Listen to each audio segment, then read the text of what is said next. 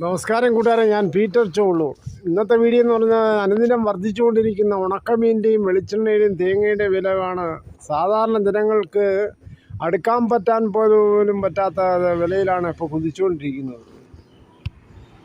കൊച്ചിയിൽ ഒരു കപ്പൽ ദുരന്തം വന്നതോടുകൂടി മീൻ ആരും വാങ്ങിക്കാതായതോടുകൂടി ഈ ഉണക്കമീന് വൻ ഡിമാൻഡായി, അതിനനുസരിച്ച് കിട്ടാതായി.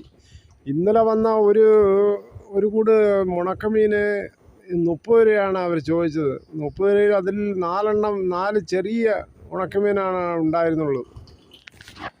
ഇപ്പോൾ പച്ചമീൻ കുറേ ആൾക്കാർ കുറേശ്ശെ വാങ്ങിക്കുന്നുണ്ട്.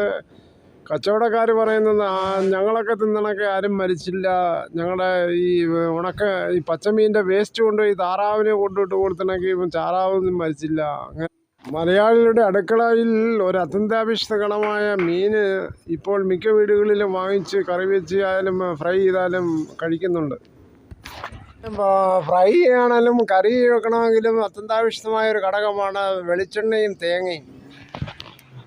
ഇപ്പോൾ ചകരിയില്ലാത്ത മുട്ടത്തേങ്ങ കിലോ ഏകദേശം 85 മുതൽ 90 രൂപയാണ്. വൻ കുതിപ്പിലോട്ടാണ് തേങ്ങ പോകുന്നത്. പ്രദേശങ്ങളിലായാലും തെങ്ങയിലൊന്നും ഒരു തേങ്ങ പോലും ഇല്ല. അടുത്ത വർഷം ഇതിനേക്കായും കുതിക്കുമോ എന്നാണ് സംശയത്തിലാണ്.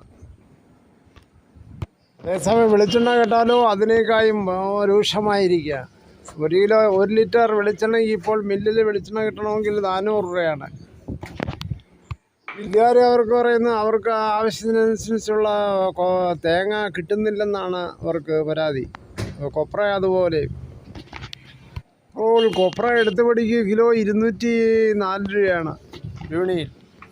മലയാളികളുടെ അടുക്കളയിലെ അത്യന്താപേക്ഷിത ഘടകങ്ങളായ ഈ വെളിച്ചെണ്ണയും തേങ്ങയും മിക്ക വീട്ടിലും വളരെ കൺട്രോൾ ചെയ്താണ് ഉപയോഗിക്കുന്നത്. കാര്യം അനുദിനം വർദ്ധിച്ചുകൊണ്ടിരിക്കുകയാണല്ലോ തേങ്ങ. അതിനനുസരിച്ച് സാമ്പത്തിക പ്രശ്നമാണ് മിക്ക വീടുകളും.